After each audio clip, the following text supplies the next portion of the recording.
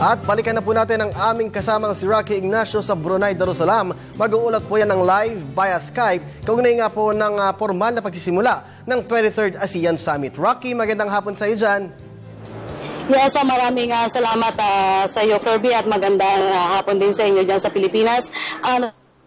Yung 23rd ASEAN Summit dito sa Brunei, kung saan kasama si Pangulong Aquino. Nagkaisa nga po ang mga ASEAN leaders na bawasan ang antas ng kahirapan at patatagin pa ekonomiya ng rehiyon sa loob po ng 2 taon sa ilalim na isinusulong na ASEAN Community 2015. Sa formal na pagbubukas ng ASEAN Summit ay dito sa Brunei, inaasahan tatalakayin rin ang usapin upang mabawasan ang tensyon sa West Philippine Sea. Sa harap na rin ito ng territorial disputes sa pagitan ng Pilipinas at China at sa nasabing lugar. Sa pagsasalita kanina ni Sultan Hassan al-Bolkiah, ang chairman ng ASEAN Summit 2013, sinabi nito ang kahalagahan ng pagsuri sa implementasyon para mapatatag pa ang sitwasyon pampinansyal sa rehiyon. Ayon sa kanya, patitibayin ng isyong politikal at pagpapalawak pa ng kalakalan bilang tugon rin sa umiiral na global economic crunch. Iginit nito na sa itinatadhana ng ASEAN Community umangat ng 9.3% ang GDP sa rehiyon. Nauna nang kinilala ng international community ang pangunguna ng Pilipinas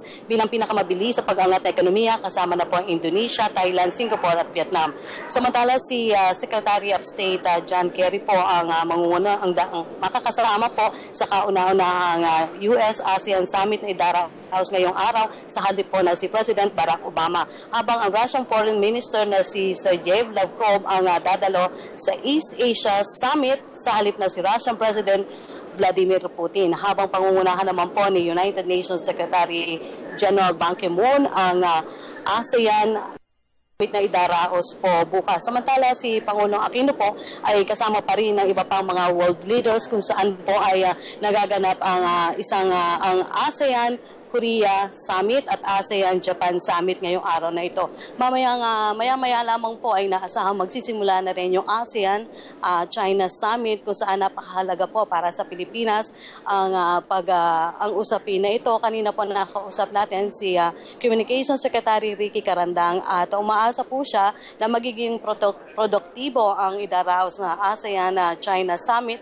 Ayon sa kanya, naninindigan pa rin ng Pilipinas na resolbahin ang usapin sa mapayapang paraan. Pero happy nga daw po ang Pilipinas o kinikilala rin ng Pilipinas na sa kabila po ng tensyon dito sa West Philippine Sea ay nakikita naman daw po ang kooperasyon ng China para po mabigyan solusyon ang naturang usapin. Maya-maya lamang po ay antabayanan din natin kung ano magiging statement para sa usapin na yan. At si Pangulong Aquino po pagkatapos dito sa mga summits na dadaluhan niya ay magkakaroon po siya ng bilateral meetings sa iba pang mga bansa ayon kay Communications Secretary Ricky Carandang, yung Pangulong Aquino sa mga pinuno ng Australia, Japan at ng Vietnam. At yan po muna ang ating pag-uulat mula po dito sa Brunei Darussalam para po sa 23rd ASEAN Summit. Sa tulong po ng RTVM, ako po si Rocky Ignacio. Rocky? Yes, Kirby. Meron na bang nailabas na schedule ang Pangulong Aquino kaugnay nga doon sa mga gagawing aktibidad dyan sa Brunei Darussalam? Pakiulat, hindi ko masyado naintindihan, Kirby. Okay. Rocky, meron na bang inilabas na mga aktibidad o schedule ang Pangulong Aquino bilang pagpunta niya bukod doon sa pag-attend niya sa 23rd ASEAN Summit at doon sa bilateral meeting? Sa kasalukuyan na Kirby, katulad ng sinabi ko kanina, kasama si Pangulong Aquino na iba pang mga ASEAN leaders na dumalo sa ASEAN Japan Summit at ang kasalukuyang ginagawa ng ASEAN South Korea Summit at maya-maya lamang antabayanan natin yung idaraos na ASEAN China Summit. At dadalo rin si Pangulong Aquino sa kauna-unang pagkakataon na idaraos na ASEAN US Summit na dadaluhan ni US John Kerry. Okay, Rocky, isa sa mainit na inaabangan ng ating mga kababayan ay yung magiging usapin ng Pangulong Aquino at ng bansang China kaugnay nga sa usapin ng West Philippines. Ka na bang mga nakuhang detalye kaugnay sa usapin na ito? Magsisimula pa lamang yan na maya-maya. Actually, ang oras dito ay pasado 3:00. Idaraos yung ASEAN-China Summit.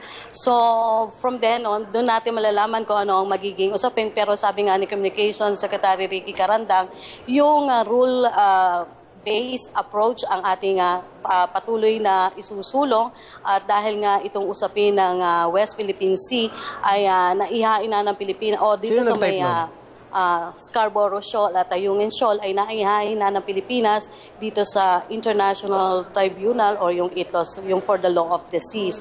So yung magiging kung ano yung kalalabasan ng ASEAN plus China Summit, aantabayanan natin yan at posibleng ito ay maging bahagi rin yung sinasabi nating ASEAN Declaration na ipalalabas bukas sa pagwawakas na. Alright, yan po si Rocky Ignacio. Nag-uulat po yan ng live via Skype dyan po sa Brunei, Darussalam. Maraming salamat sa iyo, Rocky.